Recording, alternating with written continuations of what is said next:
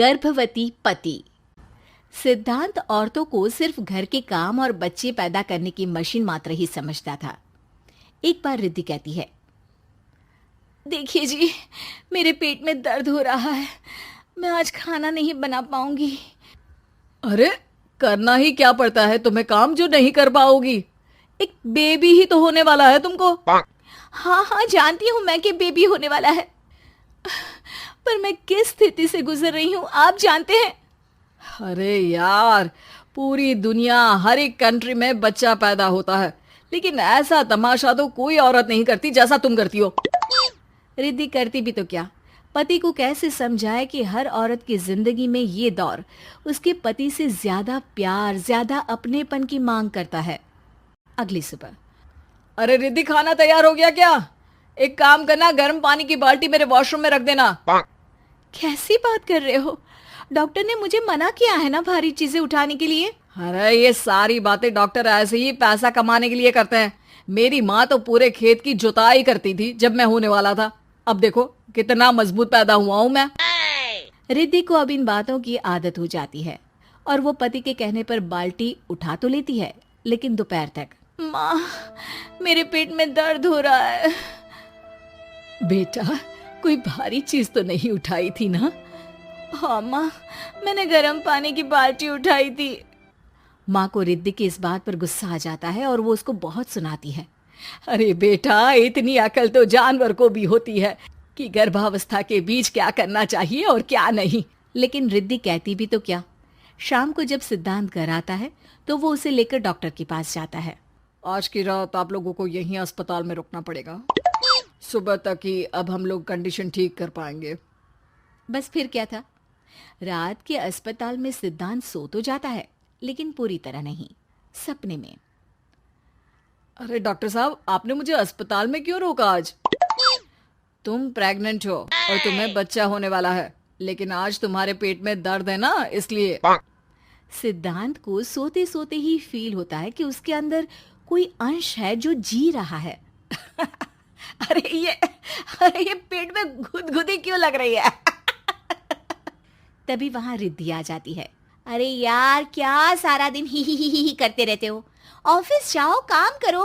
अरे यार, मैं बस में सफर नहीं कर सकता, झटके लगते हैं तो डर लगता है कि कहीं बच्चा। बच्चा? क्या बच्चा? अरे जब मैं मेरी माँ के पेट में थी ना, तब वो ऊंची ऊंची पहाड़ी में पानी भरकर ले जाती थी। देखो कितनी स्ट्रांग हूँ मैं आज। पति को रिद्धि की बात पर गुस्सा आता है और वो सीधा अपने पिता को फोन करता है। देखिए ना पिताजी, एक तो पेट में बच्चा, ऊपर से बीवी कोई केयर ही नहीं करती, ना ही ख्याल रखती है, ऊपर से ज्यादा काम बता देती है। अरे बेटा, इन महिलाओं को बच्चा पैदा करना पड़े ना, तब पता चले कि कैसे खुद के अंदर एक जीव को पालना मुश्किल होता है। अगर अपने बाप से फुर्सत मिल गई हो तो ऊपर छत पर मेरे कपड़े सूख रहे हैं, ले आइए। सिद्धांत सीढ़ियां चढ़कर छत पर जाता है और हाँफने लगता है। हे भगवान, लग रहा है कि बच्चा अभी हो जाएगा। रिद्धि, और रिद्धि। क्या हो गया? छत पर अमेरिका का प्लेन देख लिया क्या जो एक्साइटेड होकर चिल्ला रहे हो? रिद्धि, मुझे दर्द हो रहा है पेट में, मुझे सीढ़ियां चढ़ने को मत बोला करो। अरे यार, नाटक शुरू इनका, जब देखो तब बहाना। बच्चा ही तो होने वाला है, कौन सा संसद से देश का बजट पेश करने वाले हो जो इतना घबरा रहे हो? अरे यार, कौन समझाए तुमको, मुझे घर जाना है। अब नीचे भी आ जाओ या ऊपर से कूद कर घर चले जाओगे? सुनो, आज शाम को जल्दी से आ जाना, मुझे ना गोलगप्पे खाने का मन है। एक तो पता नहीं तुमने जॉब क्यों छोड़ दी। अरे दुनिया जॉब भी करती है, घर का काम भी करती है और बच्चे भी पैदा करती है, लेकिन तुम, खैर अब तो पूरे घर की जिम्मेदारी मेरे सर पर है, तो कैसे जल्दी आऊं? अरे यार, कैसे जॉब करता, सारा दिन तो नींद आती रहती है, मछली लगती है और उल्टी। छी छी छी, फालतू की बात मत करो। अरे खुद को पेट में 10 किलो का पत्थर बांध कर काम करना पड़े ना, तब पता चलेगा। अरे यार, तुम तो ज्यादा ही इमोशनल हो जाते हो। दुनिया भर में सबके बच्चे पैदा होते हैं, लेकिन नखरे तो तुम ऐसे कर रहे हो जैसे दुनिया के एकमात्र इंसान हो जो बच्चा पैदा कर रहा है। सिद्धांत को वो सारे पेन, वो सारी परेशानियां होती है जो एक गर्भवती महिला महसूस करती है। एक दिन पड़ोस का आदमी, अरे भगवान का शुक्र मनाओ कि बच्चा नॉर्मल हो गया। साइंस के अनुसार एक बच्चे को पैदा करने का दर्द उतना ही होता है जितना हड्डी के टूटने का। हे भगवान, मैं ये दर्द कैसे सहूंगा? मुझे तो छोटी सी चोट से भी डर लगता है। तभी वहां रिद्धि आ जाती है। अरे कैसी बात कर रहे हो? तभी तो कह रही हूँ, खूब शारीरिक काम करो, तभी तो जाकर बच्चा पैदा करने में आसानी होगी। और इसीलिए तो कहती रहती हूँ कि मेरे नहाने के पानी की बाल्टी को वॉशरूम में रख दिया करो। सिद्धांत बेचारा करता भी तो क्या, जब बीवी समझने को राजी ही नहीं। सिद्धांत पानी की बाल्टी उठाकर जैसे ही वॉशरूम में रखता है, उसके पेट में दर्द होने लगता है। हे भगवान, मर गया रे, मेरे पेट में दर्द हो रहा है। भगवान, मेरा बच्चा तो ठीक है ना? सिद्धांत रोने लगता है कि तभी वहां नर्स आ जाती है। ए, रो क्यों रहे हो? तुम्हारा बच्चा ठीक है। भला कोई आदमी प्रेगनेंसी में अपनी बीवी से बाल्टी उठवाता है क्या? सिद्धांत की नींद खुलती है तो पता चलता है कि वो तो सपना ही था। वो भागकर रिद्धि के कमरे में जाता है। रिद्धि, रिद्धि, मुझे माफ कर दे। पति होने के नाते मेरा कर्तव्य था कि मैं तुम्हारा और अपने बच्चे का ख्याल रखूं। घर चलो, अब मैं आज से तुम्हारा पूरा ध्यान रखूंगा। मैं समझ चुका हूं कि बच्चा पैदा करना बच्चों का खेल नहीं। साली आधी घरवाली। सिमरन की छोटी बहन विभा माँ के होते हुए भी सिमरन के ही पीछे लगी रहती थी। सिमरन, आ गई हो तो इसे खाना खिला दो। बोल रही है तुम जब तक नहीं खाओगी ये भी नहीं खाएगी। क्या है विभा, तुम खा लिया करो ना, मुझे ऑफिस से आने में देर हो जाती है। और कोई छोटी बच्ची तो हो नहीं तुम जो खाना भी नहीं खाती हो कि दीदी आएगी तो ही खाऊंगी। हाँ हाँ, छोटी बच्ची ही समझ लो। और एक बात, जब आपको पता है कि मैं आपके बिना नहीं खाती हूँ तो रोज रोज क्यों बोलती हो? अरे क्या है ये, दोनों बहनें कम माँ बेटी ज्यादा लगती हो। अरे दीदी की शादी हो जाएगी तब क्या करेगी बोल? जब होगी तब की तब देखेंगे। मैं तो दीदी के साथ ही रहूंगी हमेशा। दोनों की शादी ऐसे घर में कर देंगे जहाँ दो भाई हो। खैर, मामला आया गया हो जाता है। एक दिन सिमरन के पापा जब घर आते हैं, तुम लोगों के लिए अच्छी खबर है। वर्मा जी है ना मेरे दोस्त, उन्होंने सिमरन बेटी के लिए रिश्ता बताया है। बहुत अच्छा लड़का है, सिमरन को भी पसंद कर लिया है और कल वो लोग आ रहे हैं सिमरन को देखने अपने घर।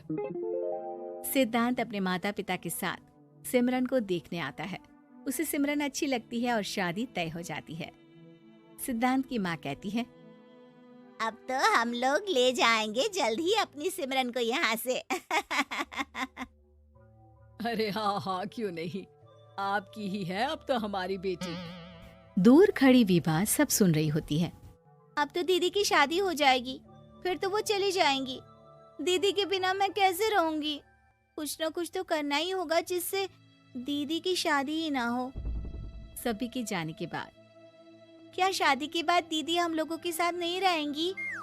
अरे नहीं तो फिर क्यों रहेगी, शादी हो जाएगी तो अपने घर चली जाएगी ना। तो मैं भी जाऊंगी उनके साथ, मेरा भी सामान पैक कर देना। अरे कैसे बात कर रही हो विभा, दीदी के ससुराल छोटी बहन नहीं जाती। हाँ, कभी कभी जाकर मिलाना और रोज फोन पर भी बात कर लेना, ठीक है? नहीं पापा, आप तो जानते हैं मैं दीदी के बिना खाना भी नहीं खाती, ना ही मुझे उनके बिना नींद आती है। सिमरन बहन की बात सुनकर इमोशनल हो जाती है। अगले दिन से विभा खाना खाना छोड़ देती है। लोगों के लाख समझाने के बाद भी विभा ना खाती है ना ही सोती है। अंत में हार मानकर सिमरन सिद्धांत से मिलती है। सिद्धांत, मेरे मम्मी पापा ने बचपन से ही विभा और मुझे साथ रखा। वो मुझसे बहुत जुड़ी है। मुझे उसकी टेंशन रहेगी शादी के बाद, क्योंकि वो मेरे बिना नहीं रह सकती है। अरे ये तो छोटी सी बात है, वो हम लोगों के साथ हमारे घर में रह सकती है। जब उसकी अकल आ जाएगी या वो समझ जाएगी कि तुम्हारा घर वो नहीं बल्कि ये है, तो हम उसे घर छोड़ आएंगे, ठीक है? सिमरन खुश हो जाती है क्योंकि वो यही चाहती थी। वो माँ पिता से बात कर लेती है। अरे कैसी बात कर रही हो सिमरन, भला बेटी के ससुराल में हम छोटी बहन को कैसे भेज दे? जमाना क्या कहेगा? अरे तू पागल हो गया है? मना कर दे। इस शादी में इन लोगों का तो ये चलता ही रहेगा। कभी बहन यहाँ आ रही है, कभी वो बहन के पास जा रही है। अरे शादी हो रही है, कोई मजाक थोड़ी ना हो रहा है ना बाबा ना। माँ कैसी बात कर रही हो? सिमरन से मैं जुड़ाव महसूस कर रहा हूँ और इतनी सी बात के लिए इतनी अच्छी लड़की को कैसे छोड़ सकता हूँ? सिद्धांत की भी जिद होती है कि वो सिर्फ सिमरन से ही शादी करेगा और होता भी वैसा ही है। सिद्धांत और सिमरन की शादी हो जाती है और दहेज में आ जाती है विभा। शादी के बाद बुआ सास कहती है अरे माँ ना, साली आधी घर वाली होती है, लेकिन ये क्या, तुम तो उसे घर ही ले आए। तभी चाची कहती है, सिद्धांत को तो हम लोगों ने सीधा समझा था, लेकिन सबसे तेज तो यही निकला। अरे देखो कैसे दहेज तो नहीं लिया, लेकिन साली पर कब्जा कर लिया। सिद्धांत ने इस और तो सोचा ही नहीं था। लोग उन लोगों के बारे में ऐसी भी बात करेंगे। वो वहां से चला जाता है और चुपचाप अपने कमरे में लेट जाता है। क्या हुआ सिद्धांत, तुम अचानक से परेशान हो गए? कोई बात है क्या?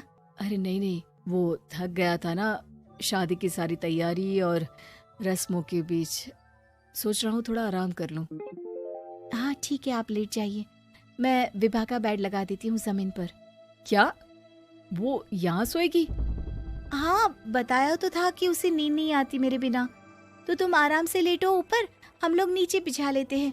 अरे नहीं, तुम दोनों आराम से लेटो ऊपर, मैं माँ पापा के रूम में जा रहा हूँ। सिद्धांत वहाँ से दूसरे कमरे में चला जाता है जहाँ सिद्धांत के पिता उससे कहते हैं, क्या बात है बेटा, तू उस कमरे में क्यों नहीं सो रहा?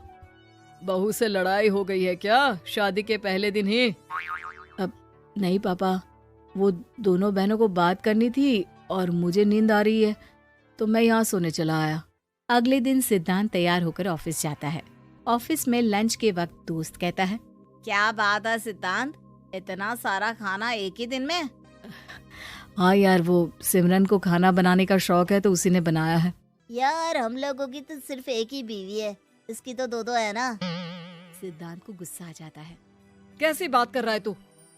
अरे तू तो भाग्यशाली है जो बीवी के साथ साथ साली भी आ गई। अरे साली लोगों की तो आधी घरवाली होती है, तुझे तो पूरी की पूरी मिल गई। सिद्धांत का पारा अब 7वें आसमान में पहुंच जाता है। वो खड़ा होकर उस लड़के से लड़ने लगता है।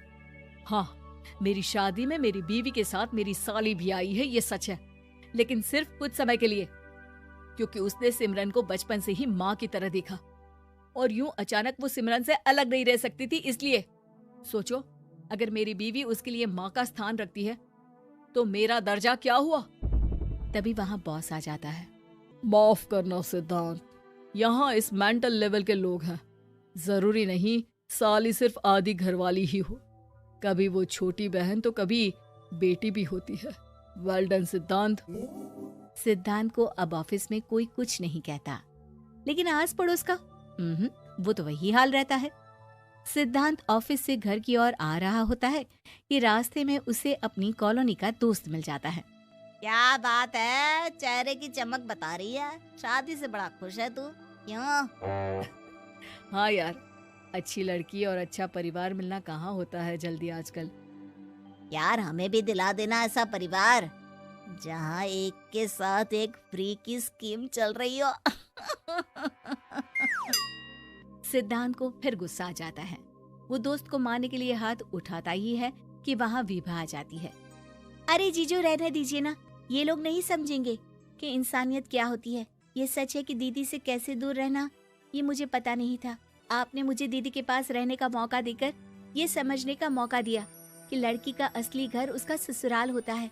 मैं समझ चुकी हूँ, मैं जा रही हूँ जीजू, लेकिन मैं खुश हूँ कि आपने मुझे अपनी छोटी बहन समझा। सभी उन लोगों को देखकर ताली बजाने लगते हैं। विभा अपने घर चली जाती है और सिद्धांत खुशी खुशी सिमरन के साथ रहने